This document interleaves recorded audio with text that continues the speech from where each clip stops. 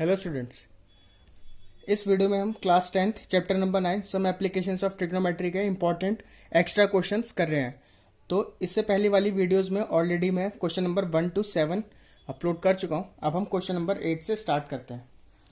तो इसने बोला है कि if the angle of elevation of cloud from a point h metre above the lake is alpha and angle of depression of its reflection in lake be beta, prove that the distance of cloud from the point of observation is 2h sec alpha divided by 10 beta minus 10 alpha। करते हैं यहाँ पे कोई cloud है तो इस h metre above the ground lake से जो एंगल ऑफ एलिवेशन बन रहा है वो है अल्फा।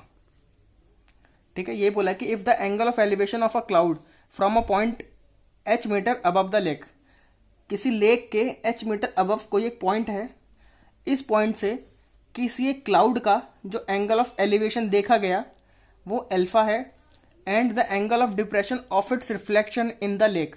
तो अगर हम एज्यूम करते हैं कि ये लेक है तो लेक क्या करेगा, एज अ मिरर काम करेगा। तो जितना डिस्टेंस क्लाउड का लेक के ऊपर होगा वही सेम डिस्टेंस नीचे की तरफ भी होगा। बोला गया है कि इसके रिफ्लेक्शन से the depression of its reflection in the lake भी बीटा, मतलब सेम पॉइंट से अगर हम इसके डिप्रेशन एंगल की बात करें क्लाउड के तो ये एंगल है बीटा।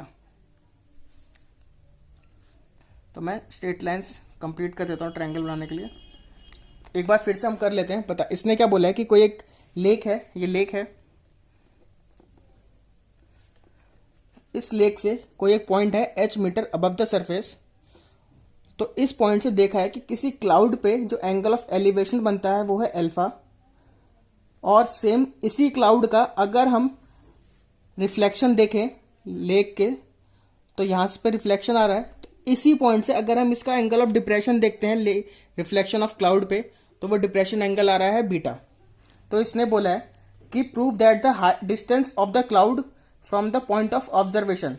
तो distance of cloud from the point of observation, it means ये चीज पूछी है, बोला है कि इसको प्रूव करो, वो 2h sec अल्फा अपॉन में 10 बीटा माइनस 10 अल्फा है।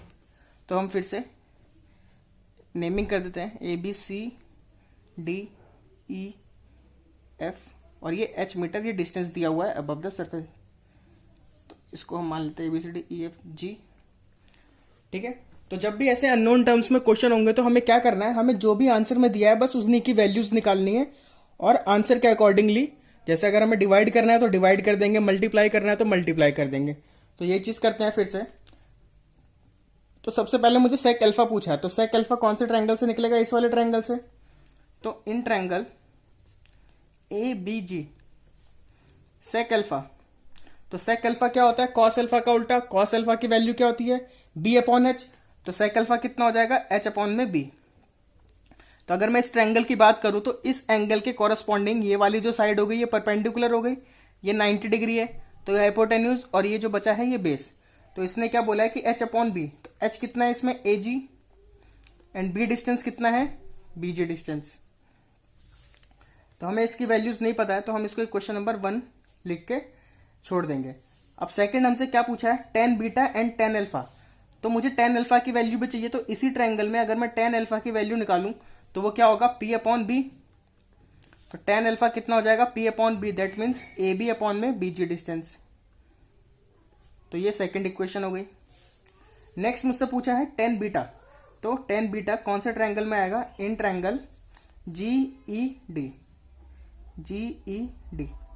तो हम क्या सबसे पहले यहां पे देखते हैं, अगर ये h डिस्टेंस है तो ये भी h डिस्टेंस होगा। क्यों, क्योंकि किसी भी दो पैरेलल लाइंस के बीच का जो डिस्टेंस होता है वो हमेशा कितना होगा, सेम होगा। हम ये अज्यूम कर लेते हैं कि ये डिस्टेंस है x डिस्टेंस। तो मैं यहां पे लिख भी देता हूं, let A B is equal to x metre. तो अगर ये मेरा लेक है और ये एज अ मिरर काम कर रहा है तो मैं ये चीज कह सकता हूं कि ये जो टोटल डिस्टेंस होगा ये होगा x प्लस में h, क्योंकि हमें पता है कि जितनी ऑब्जेक्ट का, अगर ये मिरर है, जितना ऑब्जेक्ट का डिस्टेंस मिरर से है वही सेम डिस्टेंस इमेज का मिरर से होगा। अगर ये डिस्टेंस टोटल x है तो ये भी डिस्टेंस टोटल x होगा। तो ये लेक एज अ मिरर काम कर रही है। तो अगर ये डिस्टेंस x प्लस h है तो इस लेक के इधर का जो रिफ्लेक्शन का डिस्टेंस है वो भी x प्लस एच हो जाएगा। एंड अगर ये x प्लस एच है तो ये डिस्टेंस भी x प्लस एच हो जाएगा। ठीक है, तो अब देखते हैं इन ट्रायंगल GED। तो मुझसे tan बीटा पूछा है, तो tan बीटा की वैल्यू कितनी होगी, P अपॉन बी। और इस केस में अगर tan बीटा देखा जाए, ये एंगल बीटा है तो ये एंगल भी बीटा होगा, तो ये हो जाएगा GE अपॉन में ED। तो जो वैल्यूज हमें पता है पुट कर देते हैं। तो यहां से GE की वैल्यू कितनी है, H, GE को हम लिख सकते हैं GF प्लस में FE अपॉन में, और ये हो जाएगा ED। ठीक है, मैं लास्ट में सारी वैल्यूज x और h की पुट कर दूंगा। तो हमसे अब इसने क्या बोला है कि sec अल्फा अपॉन में tan beta minus tan alpha. तो ये मान लेते हैं इक्वेशन नंबर 3। तो tan beta minus tan alpha, तो tan beta minus tan alpha कैसे आएगा, अगर मैं इक्वेशन नंबर 3 को इक्वेशन नंबर 2 से माइनस कर दूं तो tan beta minus tan alpha की वैल्यू आ जाएगी। तो ये हो जाएगा GF प्लस FE अपॉन में ED माइनस AB अपॉन में BG।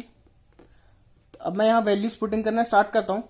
तो ED डिस्टेंस और BG डिस्टेंस ये हमारा सेम होगा।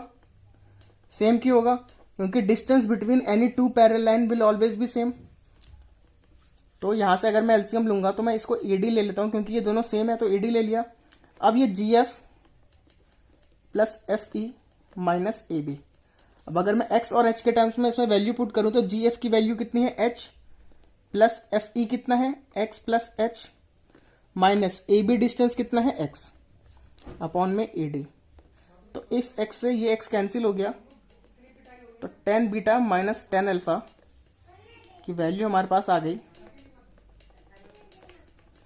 2h अपॉन में ED। तो tan beta minus tan alpha is equal to 2h upon में ED। अब हमें चाहिए sec अल्फा अपॉन में tan beta minus tan alpha. तो इसको एज्यूम कर लेते हैं इक्वेशन नंबर 4। तो हम क्या करते हैं, equation number 1 divided by equation number 4।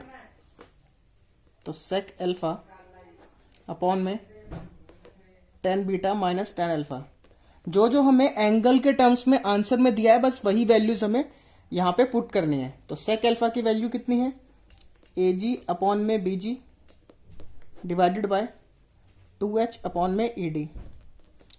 तो BG और ED इक्वल है, ऑलरेडी दिखाए हुए हैं, तो ये कैंसिल हो जाएंगे। AG की वैल्यू कितनी है, AG ये हमें निकालना है। ठीक है, ये चीज हमें निकालनी है AG, और ये हो जाएगा 2h। तो अगर मैं यहां से AG की वैल्यू लिखूं तो ये कितना हो जाएगा, 2 into h sec alpha upon में tan beta minus tan alpha. तो ये चीज़ हमें शो करनी थी, क्योंकि मुझे यहाँ पे h लिखा कैपिटल H है तो मैं यहाँ पे भी कैपिटल H कर देता हूँ। तो ये चीज़ मुझे शो करनी है 2h sec अल्फा अपॉन में tan beta minus tan alpha. ठीक है, बहुत इजी क्वेश्चन है। जो अननोन टर्म्स में एंगल की वैल्यूज है वही बस हमें निकाल के पुट करनी है और रिजल्ट हमारा आ जाएगा।